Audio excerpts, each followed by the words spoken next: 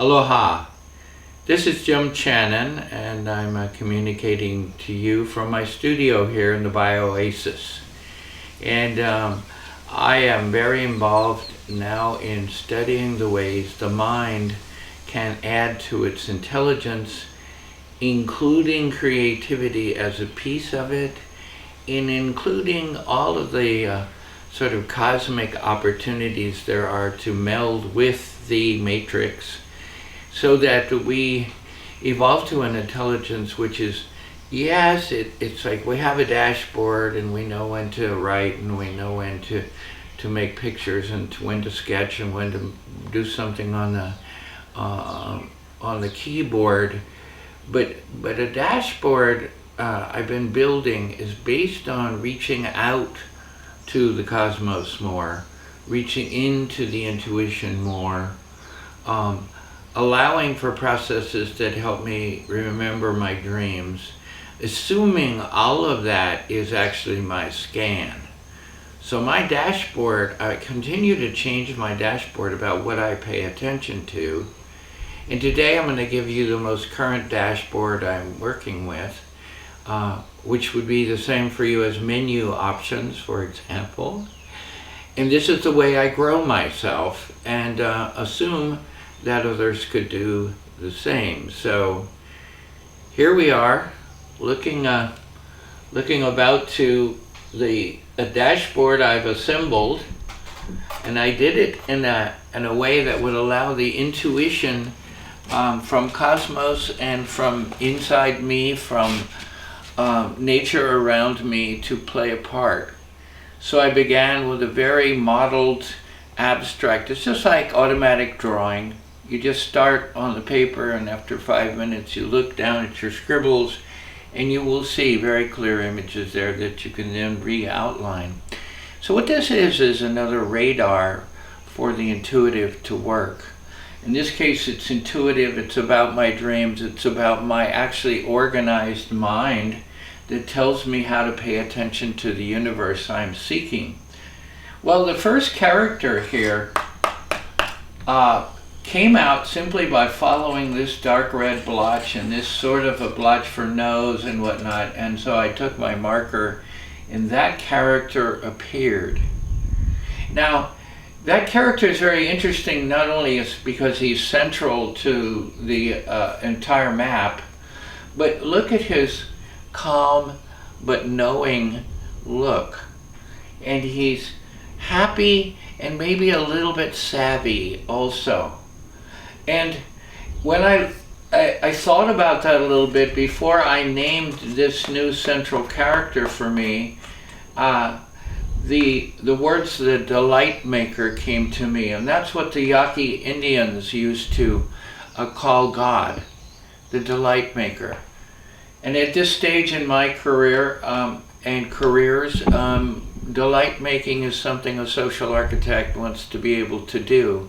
So I'm spending a lot of time organizing festival centers and small towns with gathering places, and all the ways we become festive and alive with each other. So right next to that appeared the word gnosis after this book appeared, and I have a series of journals that turned into archive books with wooden covers, but that's a whole business of always improving my ways of knowing. And in this case, the archive is a way for the future people in, say, 2100 to look at my time capsule and see the archive of all the ways that I've been recording my knowing. Notice counterposed to this guy, with wildness written on the shield, is a much more cosmic character, much more mythic character, definitely moving through time without any particular obstacle to thinking they have to stay in one place. I've just temporarily labeled this intimate angels. And I do have now ways to talk to many of the so-called masters, my spirit guides, my own higher intelligence, my higher mind. And this is all at various degrees of resolution, but it becomes more resolved and more clear when I begin to make these menu options in this dashboard. Now, what I have over here is techno-tribal ways. Since I've learned as a futurist, the best way to craft the future is to cherry pick the past.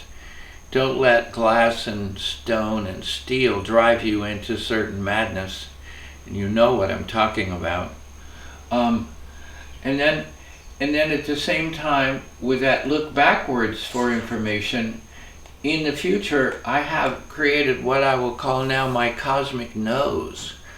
Nose is a much more real way for me to sense my intuitive world. And I think you'll find people whose noses are a bit pointy and sticking up, very discerning about what they accept to believe. Inside all of this is my waking and awakening drama. I've noticed, just as Joseph Campbell did, that it is a hero's journey here. And the purpose of the journey is to wake us up one level at a time. So look at every bump and push and obstacle as a way to grow your awakening intelligence. And as we move through there and down here, we see the drama, which I've illustrated here in terms of almost an old bank robber car, and then moving into passion. It's like, sure, you can notice the world a little bit. You can be in the world in a very tentative way. You cannot take any chances. But if you, for example, are an ecstatic dancer, which is a fairly common exercise for people, social exercise, your passion can grow. When I do intuitive ecstatic dance, I also holler, which means I make tribal sounds. I'll say play drums, and I also clap using my hands to reinforce certain beats and upgrade the energy field, that's in the room. So back over to this zone. In tradition, and our tradition, stories have been the ways that we coalesced most ideas. We remembered ideas because there was a very wonderful mystical place and a very mystical magical character, and we knew the name of the character and we could see the way they behaved, and then you attach a certain set of data to that, including wild, free, perhaps adventurous, whatever it might be. Those seem to be the most encouraging kinds of things. And by doing that, that is the form that we've been holding, this kind of a combined understanding and a map of our minds, map of our intelligence. Now, I can increase on this by working memories. If I have a working memory of sounds, I can be a musician. If I have a working memory of images, I can be a painter and an artist. If I have a working memory of feelings, I can be an empath. But the idea that's been concluded is every level of genius discovered on the planet, the thing that all those people had in common was they had pictures or some way to make a working memory out of their choices. This map here is a working memory of who I choose to be now, based on both what I know from the past and what I'm getting in the present. Languages. When I say languages, I don't mean French, German, etc., except in a small level. I mean languages like visual language. This is a visual language. I think mapping is a language which you can get more of a big picture in a recognizable space and value the connections and the opportunities with maps. And maps can have any legend you want.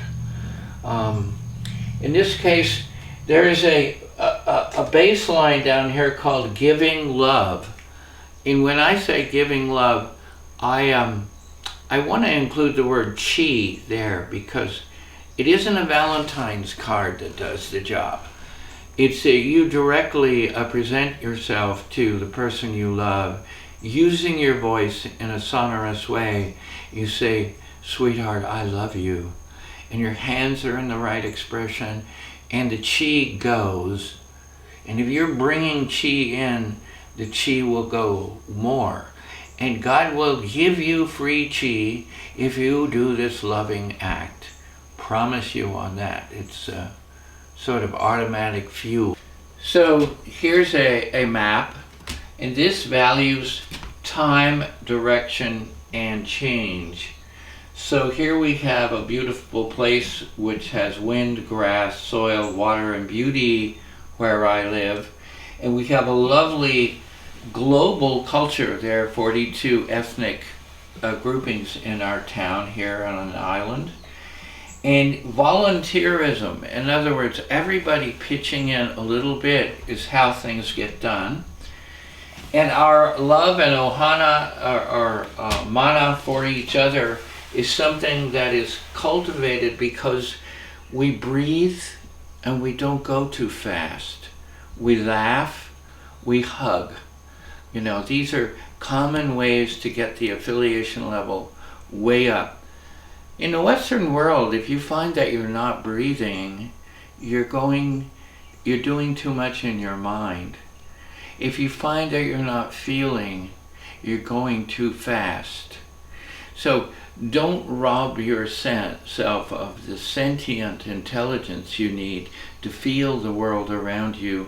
Position yourself in it in a good way, and be sure that you assemble all of that energetic power in the way you pray and in the way you speak to others, for example. So here we have the core of our town. It's very clearly an energy field, a social energy field. And along the way, for instance, to create a little destination tourist economy, we built restaurants and we refurbished old buildings.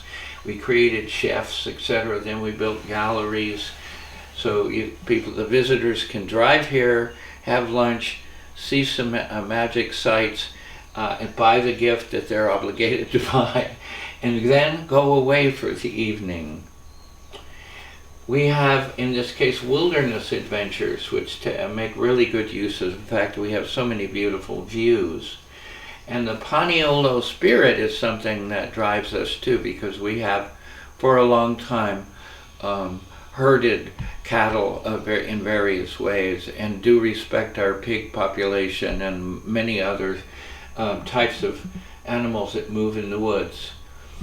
The cultural spots are few and far between, but they're hot, meaning we have characters in our coffee shop that play music.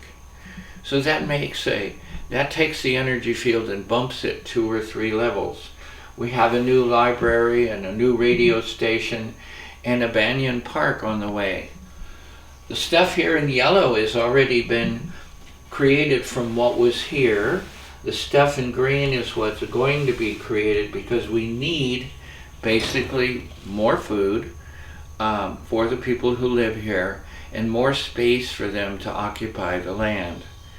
Now, when I put those two things together, I come up with what we call a farm ohana. So zoning wise, that's 3 acres to 5 acres. It has smaller bungalow style portable houses. It has a big kitchen and a barn, and etc. And everybody has privacy from each other, but they can all call on each other if they need to. And the land is growing, 1/3 of the space is growing food forest and edible landscaping, 1/3 is devoted to playful activities, and the other is sanctuary. It's peaceful. You can get out of your car, you can get away from the television, and there's something there more exciting than before. So, you know, this is a studio that I think Einstein might have had fun in. You know, he said several things that were really key. He said imagination is way more important than intelligence. So, do you have one? How do you service your imagination? How do you know it's there? He said our intuition is the gift that we hardly ever pay attention to. And I see that mostly as all the numinous elements in cosmos and earth all have information that we can assimilate if we are willing and pay attention.